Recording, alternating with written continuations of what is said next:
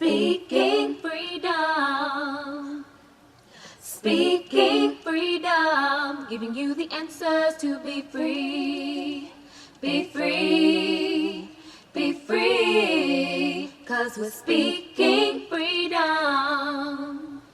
So it is that time again, and I want to share with this last chapter something that I think is important. Now, I did create a stopping point where I was editing and I just left a space just in case I get to that point and I can know that that is where I'm supposed to stop at.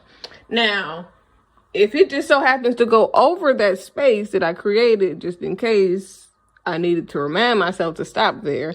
And it's some more good information that I'm going to share. But because this chapter is not very long, I have to be mindful of what I'm sharing because I don't want to give it all away. Yeah. But anywho, let me do what we do and let me share this with you, boo-boo. Purposeful connection with God intertwines perfectly with another soul and their connection with God. And then those two souls begin to connect purposefully and are able to create something very godly. And the relationship is built on the foundation of soul connection, soul purpose, and effective communication. Now, when we get to talking about soul connections and faithful tribe vibes, it's way more than romance. Now, I have to continue to say that because a lot of people automatically connect soulmates to a sexual partner. Even soul ties is not necessarily have to do anything with sex. You can be entangled with another person's soul by being engulfed in their day-to-day drama. Just from gossip, just from listening to somebody else's problems, from tuning in to the wrong thing so much to where your life can either begin to mimic that person's life, you begin to take on the drama of that person's life, or you begin to be lost in that person's life.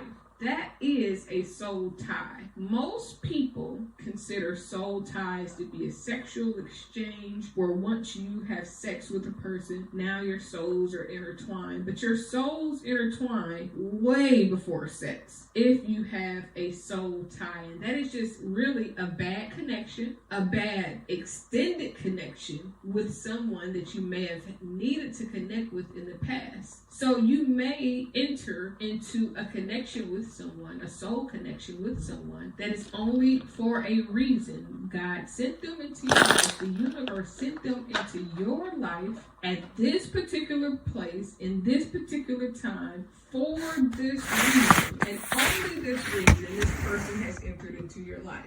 If you extend that beyond what was the perimeter set, then that relationship can become not so positive. It can become perverted. And perverted meaning it goes beyond the parameters that it was set to go and for longer. And it can become a distraction and become dysfunction because now it's taking away from your own life.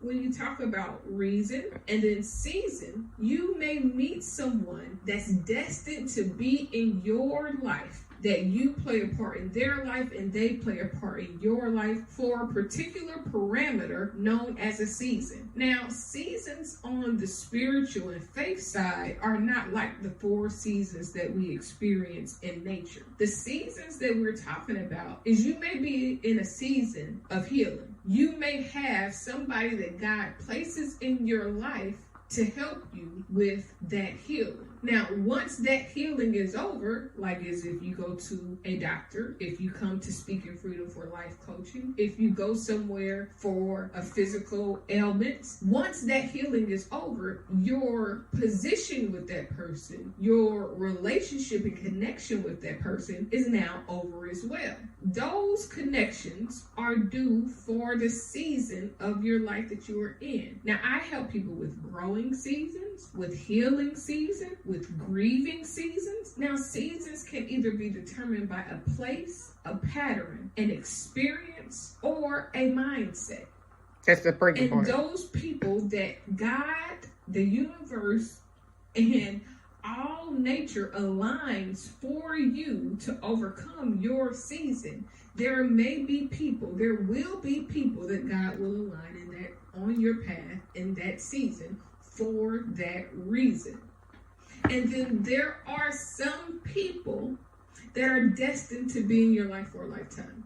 They come in, they may not be everything that you need them to be at that time. They may need to do some work if you're needing to do some work. They may be healed if you're healed. You may have something that can contribute to what their mission, purpose, and lifestyle is heading, and they may have something for you. And as you come together, that is where the relationship builds the lifetime connection within the soul.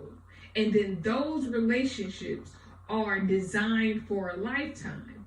And if you are not aware of that lifetime connection potential, the lifetime connection space, then you may get shuffled into a wrong connection, thinking that it's a lifetime when it's a season, or it's a reason when it's supposed to be a lifetime.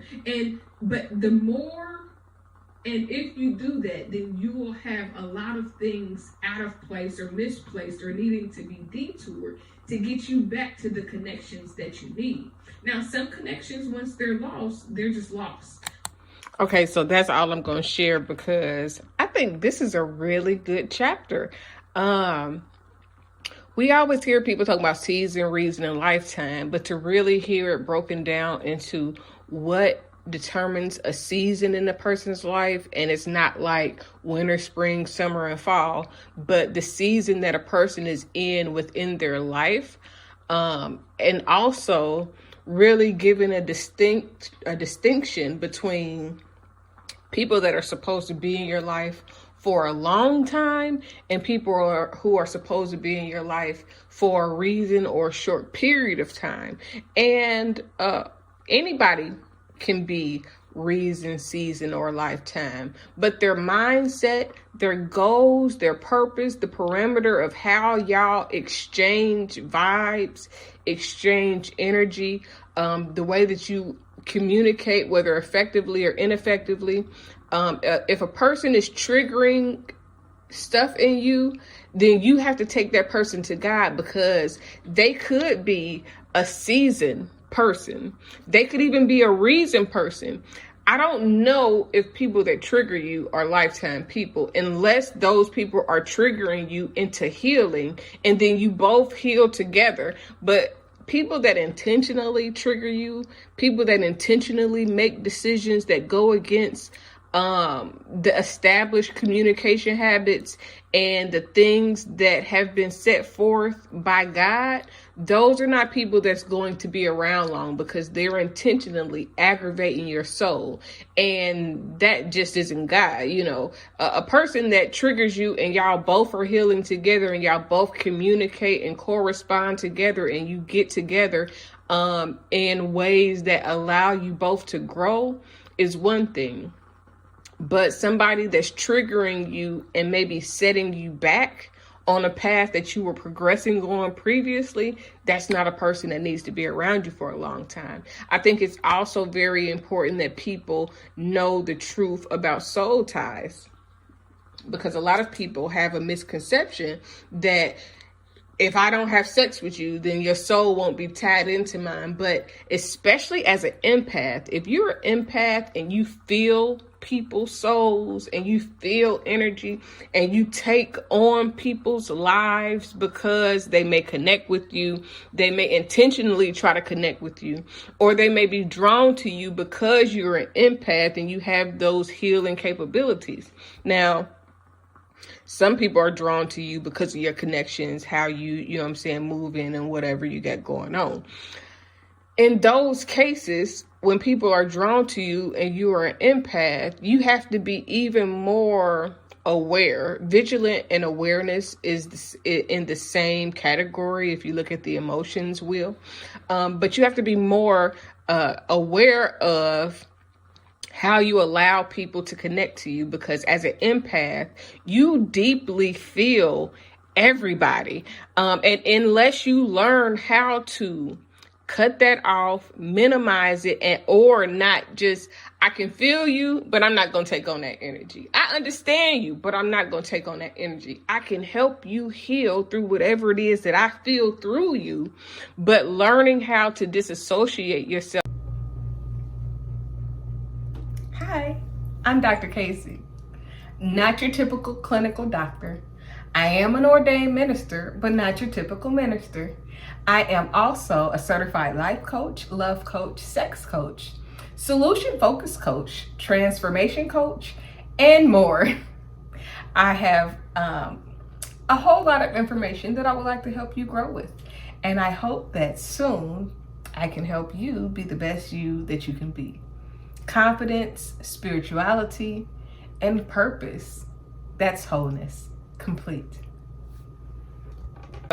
From you can intertwine the wrong relationships just based on your empath ability, and you can, and I'm not trying to plant any seeds in anyone, but if you're an empath, you have to know and study what that means and how vulnerable you are to people's energy and just life in general. And when you start to understand that, you'll begin to differentiate your feelings from other people's feelings. Like sometimes I can feel sad, and I promise don't nothing be wrong with me. Everything is, everything. And sometimes that's the projection of other people's energy or feelings, and I can feel it. We don't have to necessarily talk on the phone. We don't have to necessarily communicate regularly, but sometimes people can, it's almost like a telepathic type of vibe that you feel through energy waves. And it's real and it's strong and it can be overwhelming. And this is where you have to begin to know yourself. You have to know and understand your purpose. You have to know and understand, especially if you're an empath, because you'll begin to think certain things and act certain ways or do certain stuff or feel certain things. And it don't always necessarily be you and your feelings. Sometimes you're feeling people that you're deeply connected to, whether it's an improper connection or a proper connection, but you begin to feel the people around you more. So it's very important that you begin to learn the people that's supposed to be around you, and that you begin to connect with people that's your soul is supposed to connect with. So people that are in your tribe, that should be in your tribe, because the people that should be in your tribe will vibrationally align just as much as they purposefully align, just as much as they faithfully align, and just as much as they telepathically, empathically align, because you'll begin to feel that. And if you're in an imbalanced relationship vibrationally, everything else can look perfect. You can communicate, you could be hoo, kiki, ha, my girlfriend is, my boyfriend that, my friend, my partner, whatever it is. But how do your spiritual vibration connect with them? How does do you feel overwhelmed with your empathic nature because of who they are and what they have going on? Man, it's so deep and it's so much. And as you begin to learn yourself, you will begin to understand what type of connections that you have with people, especially when it comes to soul ties, because soul ties can be from a conversation and you feeling empathy for a person and compassion for a person, and now they've drawn you in and tied you in and intertwined you into their soul, whether it's healthy, whether it's unhealthy, whatever they got going on, they can draw you into that, especially as an empath, and then that can begin to affect you overall. It can affect your decision making. It can make you feel closer to people that you may not supposed to be close to, as this particular chapter is talking about. It's just so much to it, especially if you're an empathetic and compassionate person in your soul. Not just, oh, I feel empathy for people. No, like when you become, if you're an empath, it's a different type of empathy. It's my soul is drawn, not open, just drawn to yours, but open to yours. My soul has taken on the things that is going on in your life. And now I feel compelled to be there for you. I feel compelled in certain areas. And this is where you have to learn about energy vampires and people that can see your empath. It's like, I see your empath and I raise you, whatever it is that they got going on. You know what I'm saying? It's like poker. I see your full house and I raise you, cause I got, you know what I'm saying? I see your $20 bet and I raise you $1,000. Now,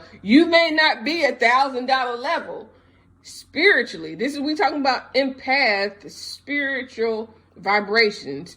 They may raise you, and that raising you is based on a bluff. Oh my gosh.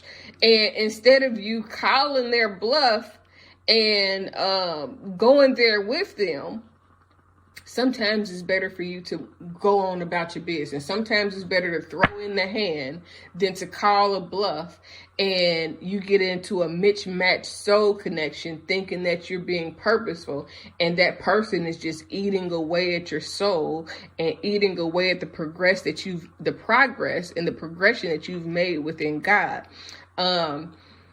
Man, I could just talk so much about this particular subject because I have known on many different occasions where I felt like I was helping people and I felt like I was doing good work to be connected and helping certain people. And then in the end, they began to be a burden. It began to be an imbalance because I was doing more, quote unquote, helping them then they can give in exchange and really help me. Like if I'm talking to you about some issues or about something and all you can say is, oh yeah, girl, or give